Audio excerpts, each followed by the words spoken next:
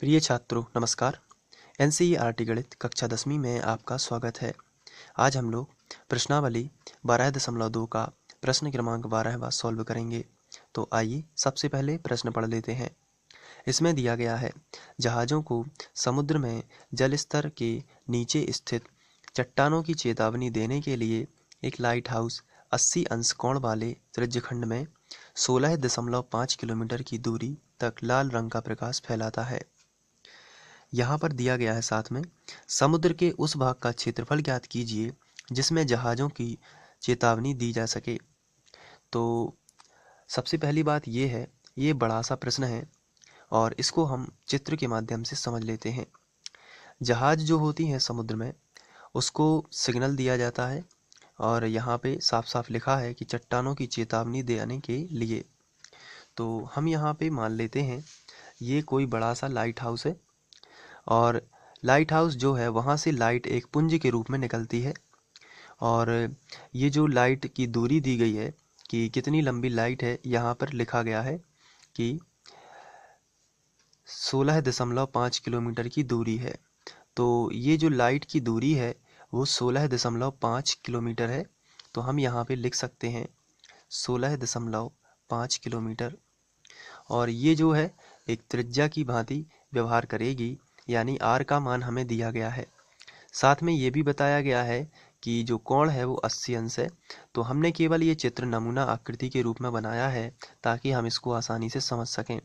तो हमारे कहने का मतलब ये है, ये जो यहाँ पे जो थीटा बनेगा ये 80 अंश है। तो इस तरीके से समझ लेना है।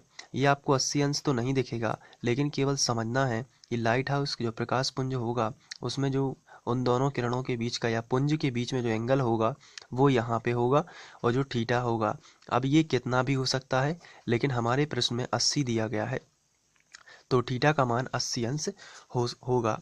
अब यहाँ पे जो हमें दिया गया है सबसे पहले हम वो लिख लेते हैं। तो सिंपल सी बात है, यहाँ पे हमें थीटा दिया गया है और 16.5 किलोमीटर यानी कि त्रिज्या दी गई है। तो आर और थीटा दोनों के मान पता हैं, तो हम त्रिज्य खंड का क्षेत्रफल बड़ी आसानी से निकाल सकते हैं। तो चलिए हम स्टार्ट करते हैं और सबसे पहले हम लिखेंगे यहाँ पे त्रिज्य खंड का कोण। तो हम शुरू करते हैं और यहाँ पे लिख लेते हैं त्रिज्य खंड का कोण। और ये हमें दिया गया है थीटा बराबर 80 अंश। साथ में हमें दूरी दी गई है और इसे हम त्रिज्या भी कहेंगे। तो या त्रिज्या, और इसे आर से दर्शा देते हैं। आर बराबर दी गई है 16.5 किलोमीटर। तो ये किलोमीटर दी गई है, तो क्षेत्रफल भी किलोमीटर वर्ग में ही आएगा। तो इसलिए हम लिखेंगे त्रिज्य खंड का क्षेत्रफल, त्रिज्य खंड का क्षेत्रफल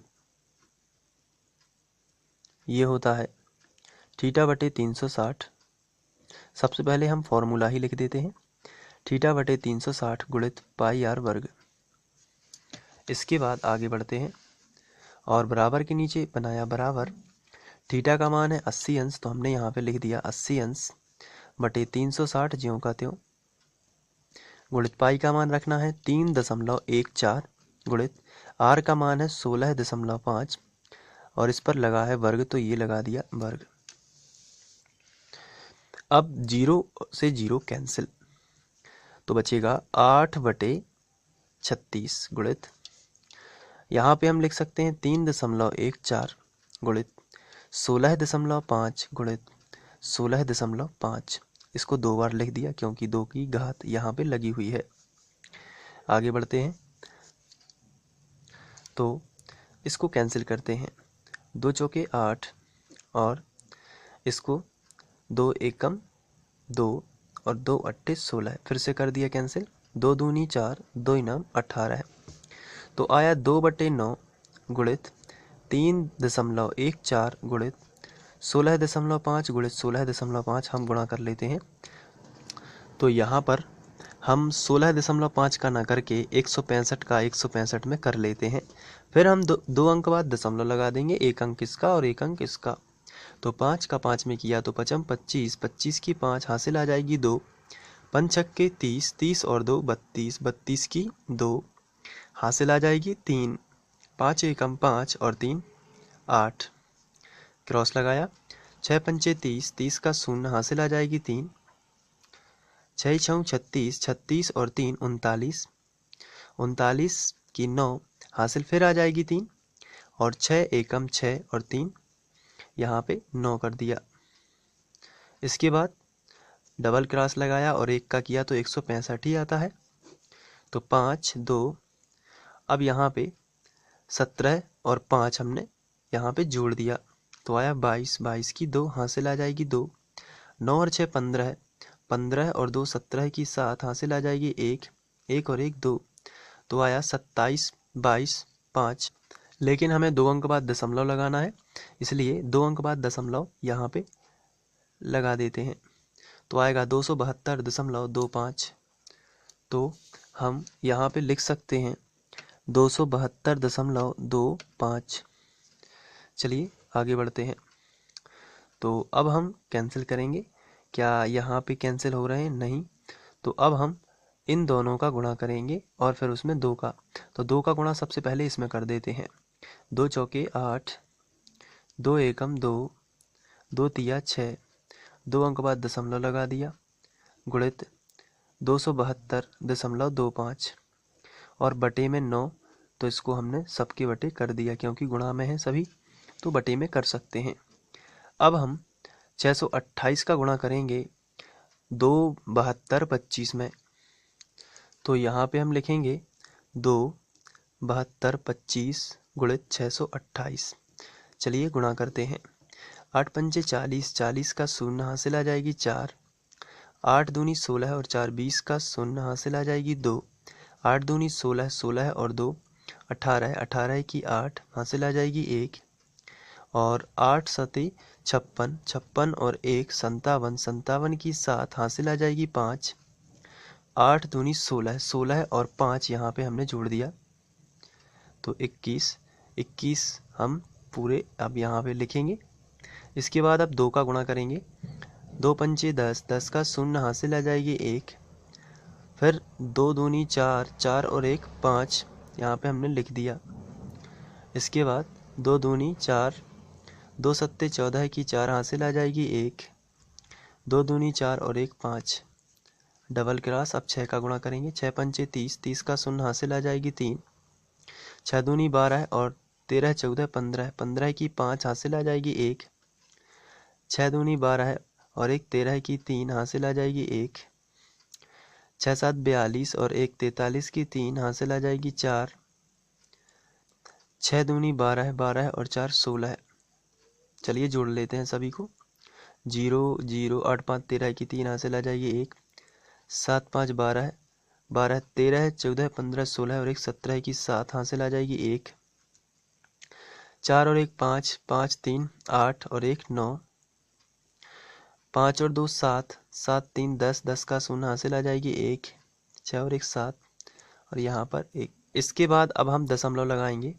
तो देखिए यहाँ पे 2 अंक बाद दशमलव था और 2 अंक बाद यहाँ पे था, तो टोटल हो गया 4 अंक बाद। तो 1 2 3 4 यहाँ पे दशमलव आ गया।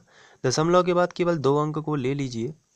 तो हम यहाँ पे लिखेंगे जो आया है आंसर 1709.73, 1709.73 और बटे में आ जाएगा 9। अब देखिए ध्यान से, अब हम कैंसिल करते हैं 1709.73 को 9 से। तो चलिए सबसे पहले 1709.73 हमने लिख लिया। अब हम 9 से कैंसिल करते हैं तो 9 एकम 9, 9 दूनी 18 है तो ज़्यादा हो जाएगा, इसलिए 9 एकम 9। चलिए देख लेते हैं 17 में से 9 जाएंगे तो कितने आते हैं। तो 8 आ जाएंगे, 8 बचेंगे और शून्य जो है इसको हम लिख सकते हैं यहाँ पे। चलिए अब आगे हम इसका पढ़ते हैं 9 8 72, क्योंकि 9 इनाम 81 हो जाएगा तो 9 8 72 ही ठीक है। तो यहाँ पे बचेगा 8, यहाँ पे कैंसिल तो 8 आ गया। अब हम 9 यहाँ पे लिख सकते हैं तो हो गया 89। तो यहाँ पे 9 इनाम 81 हो जाएगा। तो 89 में से 81 चला जाएगा तो केवल 8 ही बचेगा, ये क्रॉस हो जाएगा। तो अब यहाँ पे पॉइंट है तो यहाँ पे भी पॉइंट लगा दिया। अब 7 लिख देते हैं। तो 9 यहाँ पे अब देखिए कितनी बार जाता है। तो 9 इनाम 81 फिर से चला गया। तो देखिए 87 में से 81 तो 6, फिर हमने उतार दिया 3। तो अब हम इसको करेंगे 9 7 63, पूरा चला गया। 9 7 63 पूरी बार भाग चला गया है।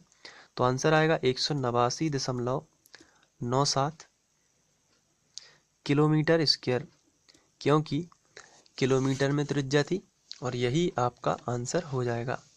तो ये इसको इस तरीके से करना है, तो आप इसको नोट भी कर सकते हैं। इसके लिए आप इसका स्क्रीनशॉट ले लीजिए या वीडियो को पॉज कर लीजिए।